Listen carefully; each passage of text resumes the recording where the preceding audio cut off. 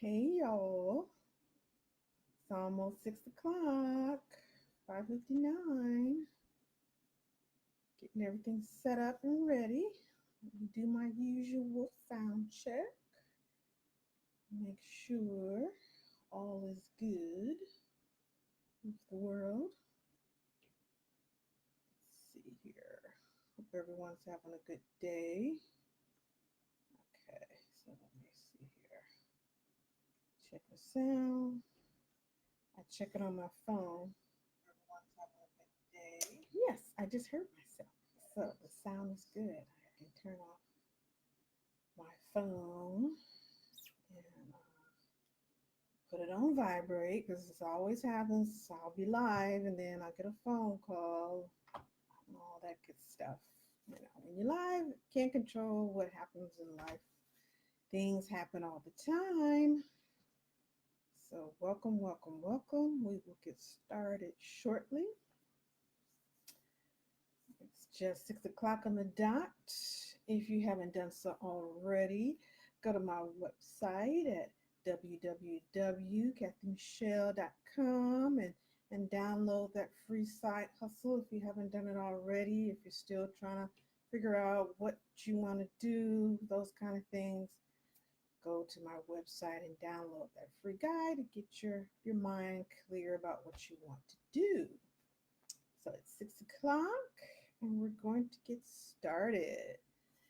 All right, so anyone that's new joining, my name is Kathy Michelle, and I coach enthusiastic educators on how they can combine their teaching skills and use those to create a business, a side hustle. You got to use those business skills and create an additional streams of income.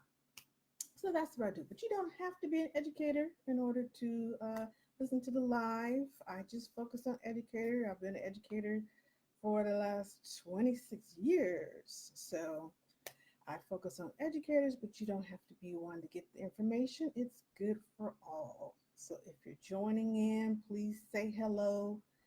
Let me know you're here, where you're watching this from. If you're watching the replay, feel free to put in replay and introduce yourself as well. And today's topic is the fear factor. Okay, so what's your fear factor when it comes to marketing your business? Okay, I know everyone has, a little fear of this or branding or, any kind of things that tie into business. Could be the financial part of it. It could be, there's so many things that people have a fear of when it goes, starts with, business and things like that. But you just gotta, you gotta push through the fear. That's just what it comes down to. You have to push through the fear because no one's going to do it for you. If this is your baby, this is your business, you got to step out on faith and go for it, because if you don't do it, nobody else is going to do it for you. Okay? So think about your fear factor. Again, if you're joining, just not joining, make sure you say hello. Let me know where you're watching from. And if you have any questions, always put it in the comments, no problem. All right.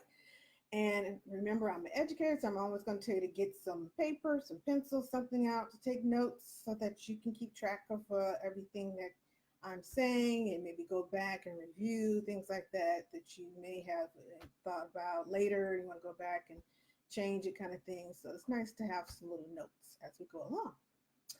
So there are 4 parts to getting past your fear. Okay, so the first one is preparedness. Number one, you have to be prepared. That's almost with any kind of job or career or business, whatever you do. If you're not prepared, it's just not going to work out.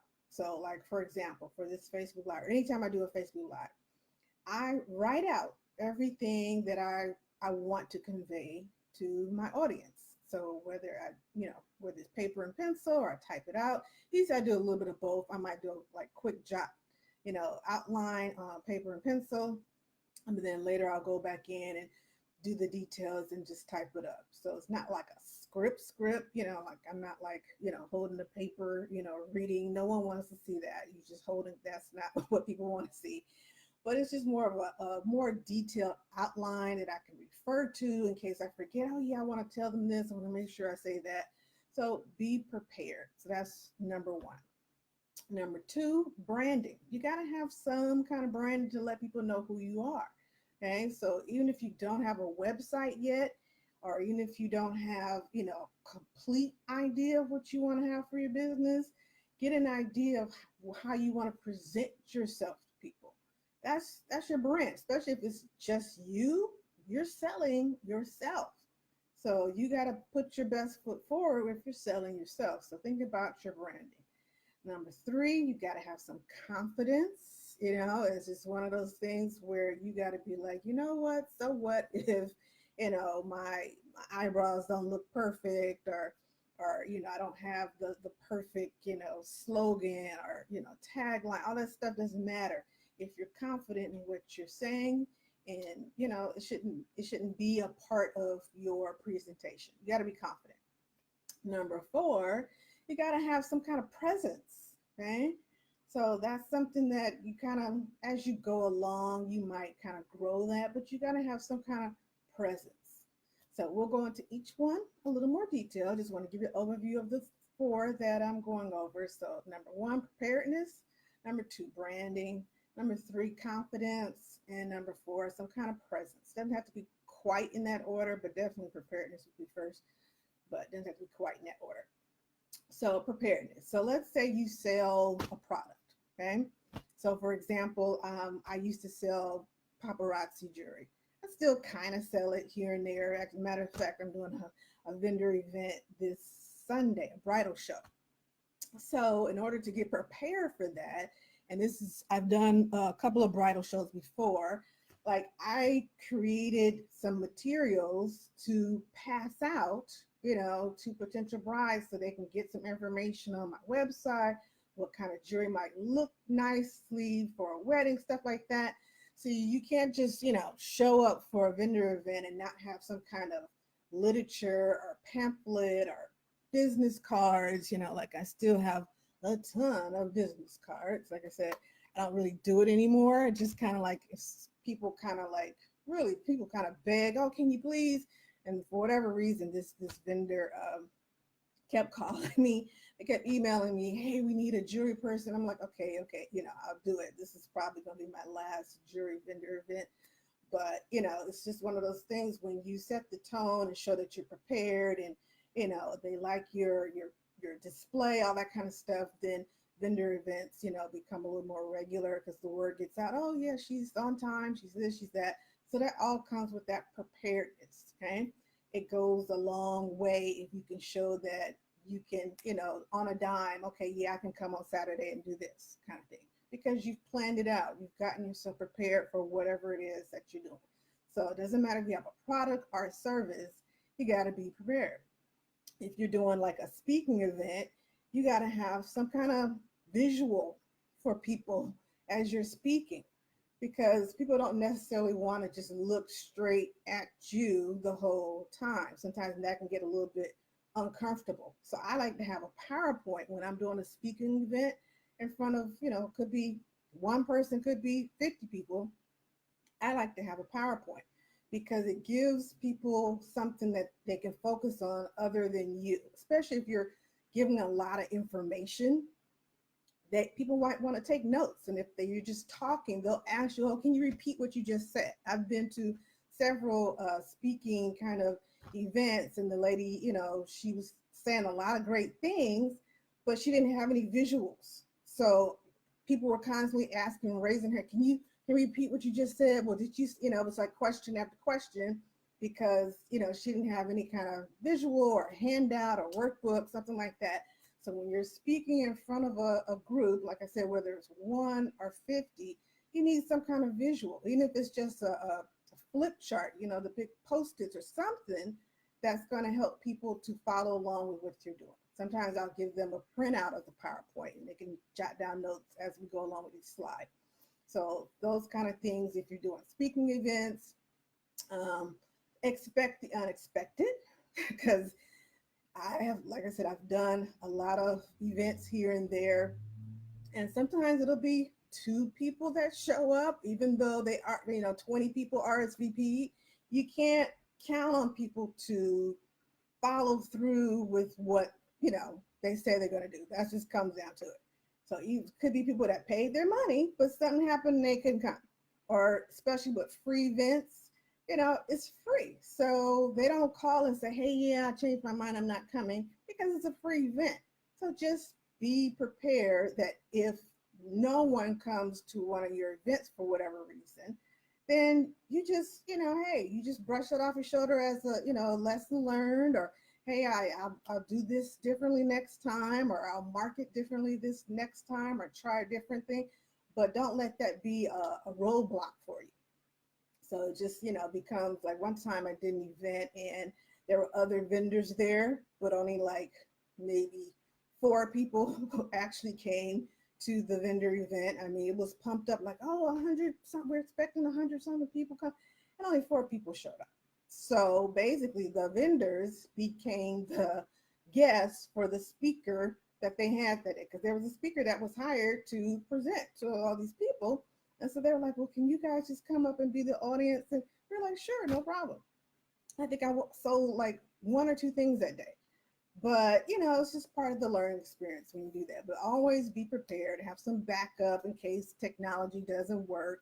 That's why sometimes I'll have something on paper, some kind of workbook, some kind of, worksheet, whatever it is. So just in case something happens and technology fails and I can't show my PowerPoint, at least I have something that, they can hold in their hand and follow through with.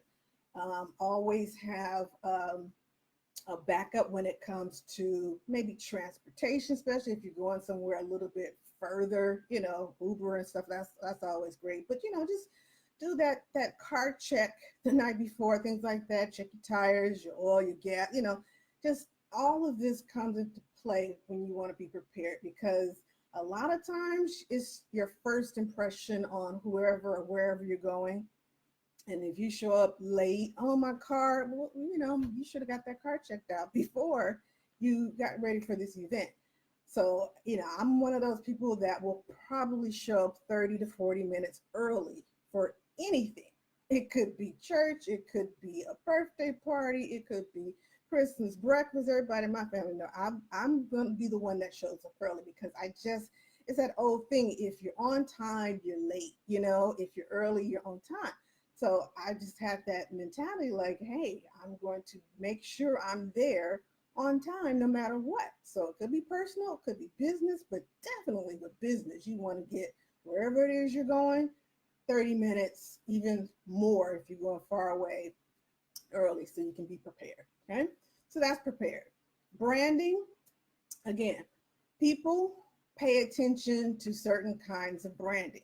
I mean, just look at what's going on with Nike and all that stuff. People pay attention to it. So you got to have something that's going to grab people's attention. So don't be just, oh, I'm just, the jewelry lady, or I'm just the cookie lady. Have an actual title, have an actual name for your business, so people will remember, like, oh, she's the chocolate chip queen, something like that. Just whatever it is. But it needs to be something that people are going to pay attention to. So if it's just something just real generic and basic, people are not going to remember. So think about your branding, the colors, all this stuff we'll get to probably in the next Facebook Live, where I go a little bit deeper into branding, what colors are more popular, are eye-catching than other colors, and words and fonts and all that kind of stuff. So that'll be a different Facebook Live. But just think about that as you are thinking about doing public events and things like that. So the next one, you gotta have some confidence. Confidence is king. Confidence goes a long way. Okay. You have to be in that mindset and believe in yourself as you're just a giver of information, or you're a giver of, whatever it is you're selling. But whatever it is, be confident about it. If you feel like you got the best perfume on the market, then act like it's the best perfume on the market. Or you got the best detailed car washing service, whatever it is, then make sure you pumping it up like this is the best detailed car washing service in, wherever city you are. Because if you don't pump it up, people are gonna be like, well, she's just another, car detailing person. No, you got to have the confidence, like, okay, no, I use the best top of the line, wax, and I will do this, and go into every crevice. So you have to be really confident in whatever it is, product, service, whatever it is you're selling, because people will gravitate towards that. It's kind of like with the whole dating scene, when a woman or a man walks around with confidence, they tend to get more people attracted to them, because it's kind of like, well, why is she so confident? She must have something really going on. Or why is he walking like he's the bomb.com? He must really have something going on. It's the same thing with business. You got to believe that you have the best, thing out there since sliced bread. That's just how it is. So basically, even if you don't feel like you're an expert in whatever it is, you have to act like you're an expert. An expert is only someone who knows a little bit more than somebody else. They might be 3 steps ahead of somebody else. That's all it is. And you're an expert. I mean, say so like, I've been an entrepreneur for 10 years, maybe someone out there who just got started. I'm an expert because I've been doing this so long. Doesn't mean I'm the best person in the whole entire world for being an entrepreneur, but I'm an expert because I've taken these steps and gone through this and gone through that. So yeah, I'm an expert in this field because I've gone through so many processes. I've had 2 or 3 businesses. That makes me an expert. So you have to believe that you're an expert in whatever you're selling or whatever service you have. And then number 4, the presence.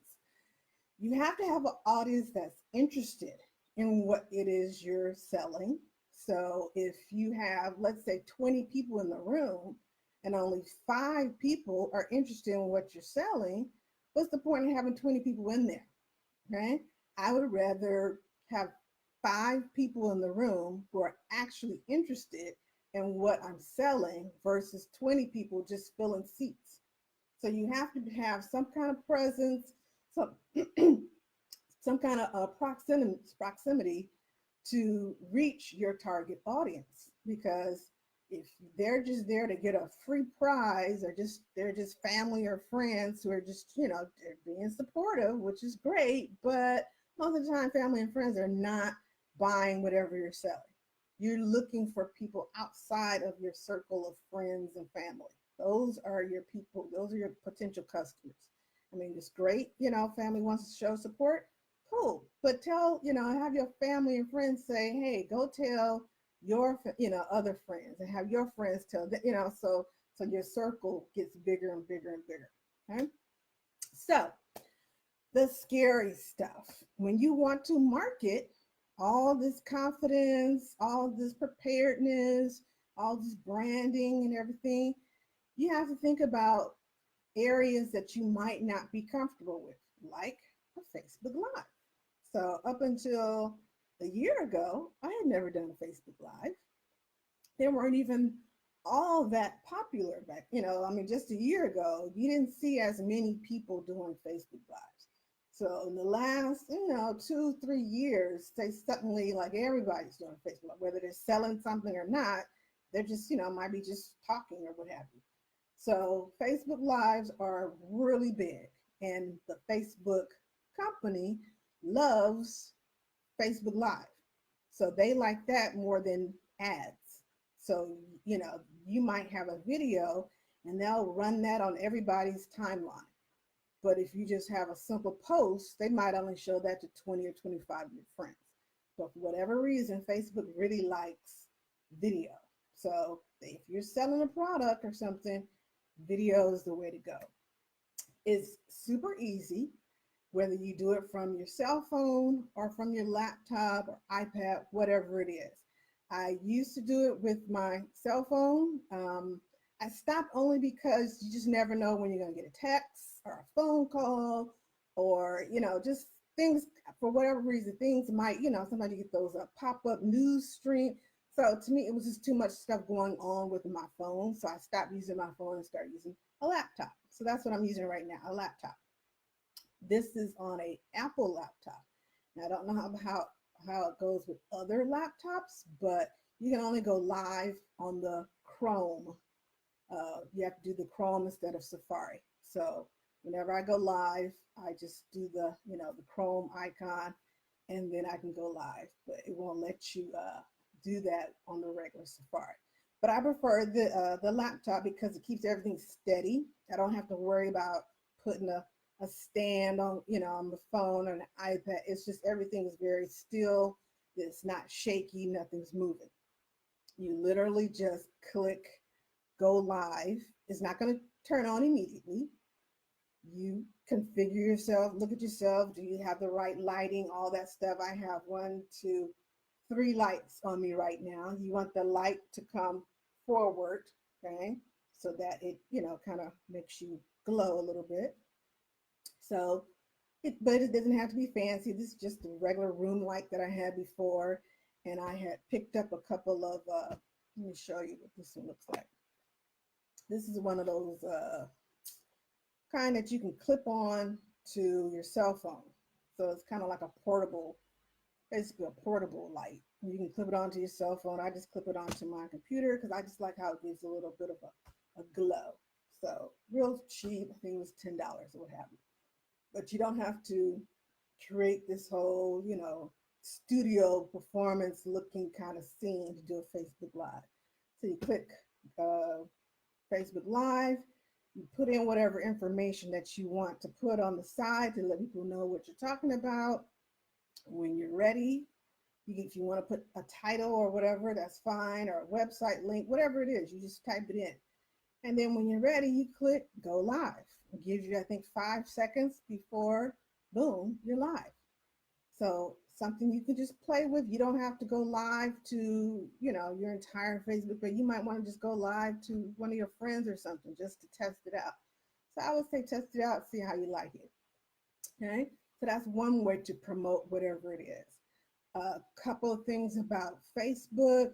They don't like mad emojis. So don't, if you're doing a Facebook Live, don't encourage anybody to do any kind of mad face or, kind of emojis and stuff because Facebook recognizes that, like, okay, why are they so mad? Like, it must be a bad video or inappropriate video or something if you do all these mad emojis and stuff like that. So you want to keep it positive, just remind your audience that this is something positive. We want to keep, happy faces and thumbs up and things like that. You want to do some kind of interactive type thing. So usually when I come on, I'll say, say hello, give me a thumbs up if you can hear me, stuff like that. So throughout. Okay? So again, remember if you have questions, put it in the comment box and I will look at that in a sec. Oh, remember there is a delay. So someone could be typing right now. I can't see it probably for another minute. So just know that there's a slight delay. So whatever I'm saying right now is going to take another minute before it comes up, catches up to what I'm seeing, what I'm hearing. That's pretty much it for Facebook. But it's a really cool tool to promote whatever it is you want to do. So that's the Facebook Lives. Workshops. I talked about a little bit of that. Some people just don't like being face to face for whatever reason. That's like their biggest fear is to stand in front of class and say a speech. Yeah, that was my biggest fear when I was, 18, 19, 13, whatever, all the way up until I graduated from college and became a teacher. And, that's pretty much what I did all day, every day. Granted, it was in front of kids, but the fear of standing up and doing public speaking is just kind of a part of my job for so long that it hasn't been a huge hurdle for me. It's almost like, especially with the Beyonce concert just passed this weekend, it's almost like you have to have a Sasha Fierce. If anybody knows, Beyonce, her alter ego when she gets on stage is this, wild dynamo type personality, just, whipping around, all the energy. That's her Sasha Fierce. That's like all her energy, all her fears goes away when she becomes this other person kind of thing. And for me, that's kind of how it is when I do live events. Even though I'm a very reserved, quiet person, and anybody that's been in in high school with me or college, they know I'm pretty super quiet. But when I'm in front of, whether it be teachers or principals or superintendents or board members, whatever, I do an alter ego of Sasha Fierce. I mean, I should make up a new name. I don't want to use her name. I need to call my other ego something else. So I turn into a whole different kind of person. So I'm still me on the inside, but the way I deal with my fear of speaking in front of important people, I just turn into a whole different kind of person. Just it's just something that automatically happens. Not saying that I'm not. I get a little nervous. You get that slight nervous, like, oh, will they like me? Are they going to say something about my earrings? Am I not, wearing enough makeup? Am I wearing too much makeup? All these things kind of pop up, but you just kind of be like, you know what? They're only going to be here about 2 or 3 hours, and then they're going to be on their way. So whether they like me or not like me, it doesn't matter. It's the information that I'm giving. If I'm confident in the information that I'm giving, then that's the main thing. And all the other stuff, it doesn't matter if my hair is not curled just right, or I don't, I'm not wearing heels or whatever. It's the information. You have to portray yourself as a confident person giving information. I'm the expert on this information and you're here to receive it. And that's just it. And so if you're confident and you're prepared, the fear of, oh, what are they thinking, will melt away because you know the information that you're given. So you must be prepared, be confident, and know the information that you're given, because in a live event, they're going to ask you questions. They're like, well, the book says that it's only for kids who da da da da da. So you got to have an answer. Whether the answer is, you know what, I'm not sure about that, let me get back to you, which is a fine answer. You don't have to be like a know-it-all. Or you'd be like, okay, let's talk about that. I like that question you brought up. Delve into that. Well, let's see what your colleagues think in the room. What's your opinion on it? So you kind of turn it back on them. If you're, if you kind of know the answer but you're not too sure, you turn it back on the audience and see who else has some information that will help that person's question. Or you just say, you know what, let's park and lot that question, and I'll let you know at the end. Let me do some research on that and get some information for you. That's it. Okay. People like when you are honest with them. They do. If you start running off saying some stuff that doesn't make sense, it has nothing to do with what their question was, and you're just saying things that sound smart or make it sound like you're the expert, people can see straight through that. But if you're transparent, like, you know what, that's something I have to find out for you. Or, yeah, I struggled with, getting clients my first 2 months of, selling jewelry. Be honest. Be transparent with people, because then people can resonate with that. I'm human, they're human. So they're like, oh, she's more relatable because she's been through what I'm going through, and she understands that this is a mistake we did at this lesson, and now we have to look at it and try it again. It's just part of the process. Okay. So workshops, those are a little bit harder to find. You have to almost make them yourself, and that's what I've done. I've done make workshops myself. Like I have a meetup group. Actually, I have a meetup group meeting for the first time tomorrow night, and it's something that gives you some practice, so that you can speak in front of, whether it's 5 people or 10 or 20 or whatever. It gives you some practice. Is your group, so it's your workshop. You can decide to do or say whatever it is you want. You're leading it. All that stuff is in your hands when you create your own workshop. So I do recommend creating your own workshop. But if you don't feel like you want to go through the whole, I got to plan it out and promote it, then just try and join in on somebody else's workshop. Look in different places like Eventbrite. Maybe your church group might be having a back to school event and you want to do be on the panel for that.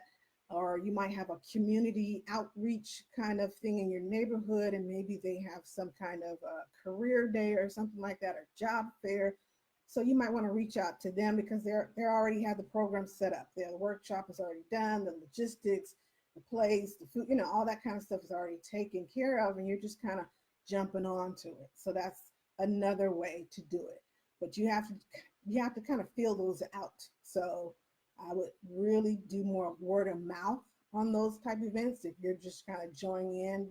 So you might say, hey, did anybody do this event last year? How was it? Those kind of things. And that leads me into vendor events. So I talked a little bit about that one. Like I said, I have one on Sunday. Tread very lightly with vendor events. Again, tread very lightly with vendor events. Those are a big hit or miss. And I've had a taste of both. So you do not want to shell out $200 to an event that you have never attended before. Point blank. I mean, really, you. I mean, if it's a small amount of money, $30, 40, anything under $50, okay, sure, you can try it out if you've never been. No big whoop. $40 and $50. If this doesn't turn out to be right, then okay, now you know not to do that event. But if you're doing something that is like 50 and up, you need to go to that event before you become a vendor. So let's say there's an annual book, like, oh yes, I went to this one a couple of months ago. There was a book fair. So, I have my book. Where's my book at? Here it is.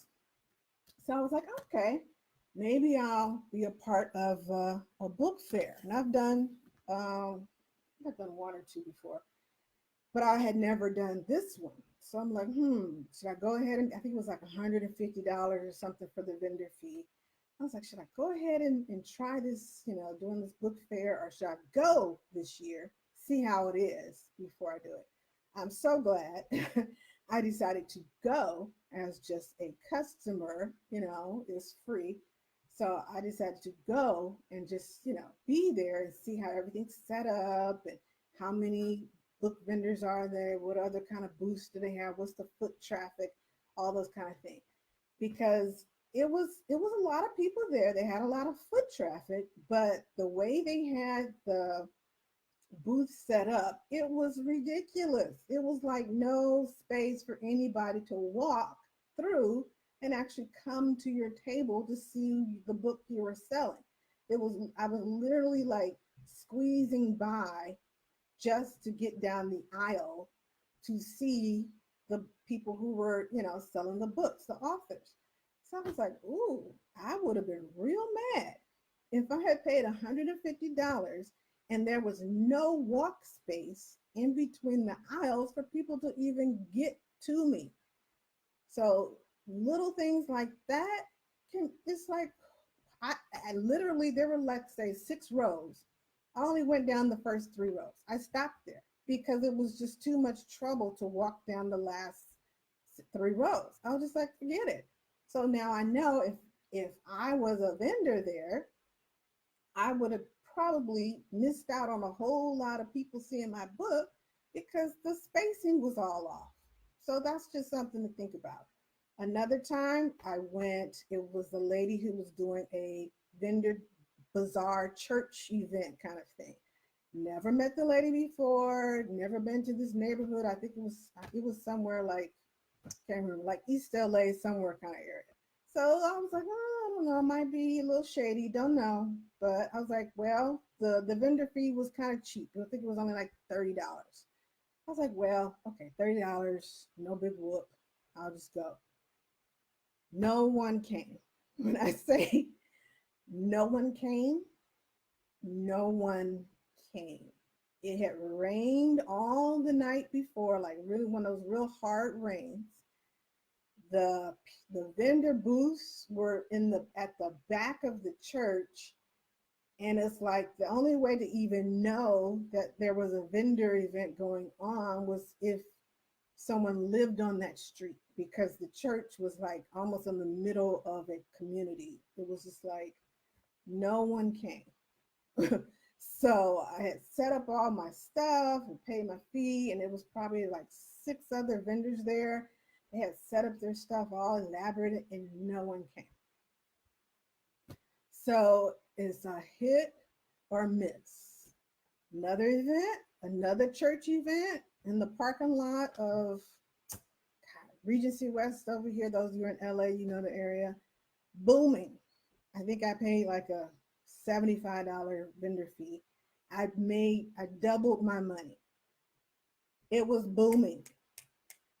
But who knew it was going? It's just like, I really was not expecting people to actually show up and buy, but it was booming.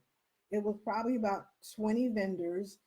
Everybody was buying stuff from all the vendors. It's just like, it was just shock. I just thought it was going to be another loss. So hit or miss. So number one with that, make sure you either check it out, do a drive by, case the joint, look at the foot traffic in the neighborhood. Is it a safe environment for, depending on the time of when you're being a vendor, is it going to be a safe environment? What kind of publicity did the person who's, in charge of the event, what are they doing? Are they posting stuff on social media? If it's, at some church or, outdoor event, how's it set up? Of one time there was this event, it was outdoors. I swear everybody's stuff was blowing all over the grass. It was in the valley. The wind was ridiculous. Luckily, I had brick weights on my little tent because that was the only thing that saved me. Everybody else's tent were literally flying across the yard. So if you're doing outdoor vendor events, be prepared for the unexpected. Have tie downs, weights, blankets, food, umbrella. Think because sometimes you wake up, oh, the weather's nice, it's not. But then depending on the area, at that time the valley weather was whoosh, it was ridiculous. It blew everybody's stuff away. The lady next to me had like a card, all her cards just flew onto the grass. There were sinkholes in the grass. I mean, you just don't know with these vendor events. So I suggest if you want to do vendor events, do an indoor vendor event because then you don't really have to worry about the weather. Even though if it's raining and stuff, people probably won't come unless it's like an event that's known to have, foot traffic over and over and over again.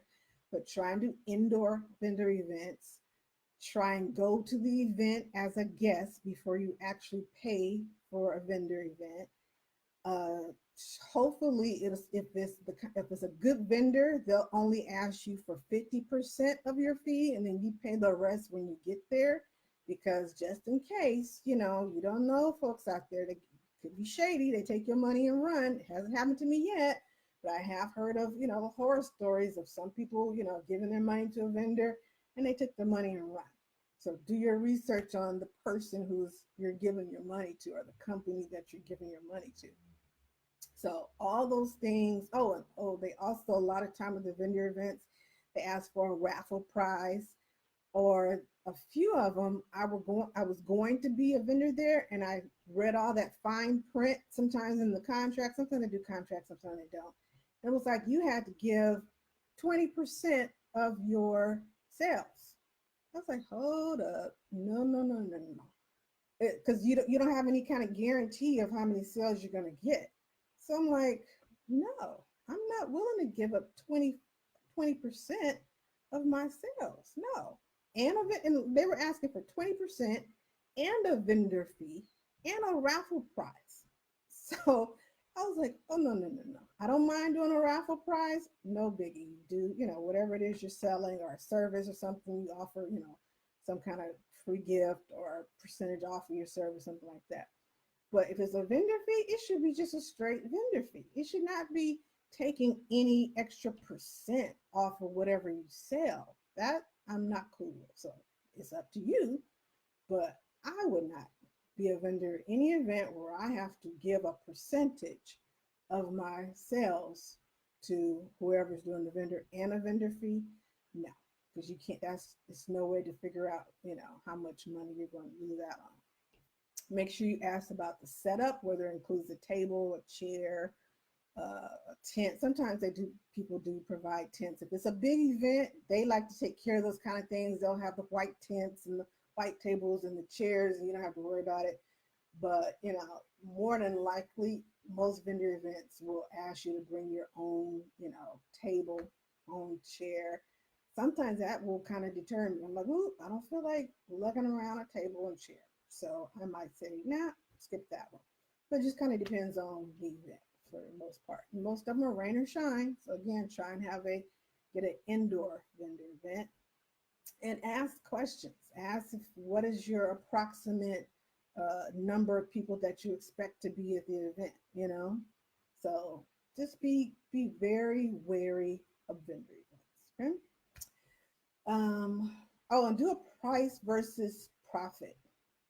So let's say if the vendor fee is $50 and your product, you're only selling, let's say, $10 for a jar of, I don't know, some kind of cream, whatever. So you would need to sell at least, 5 jars to break even, or hopefully more to make a profit.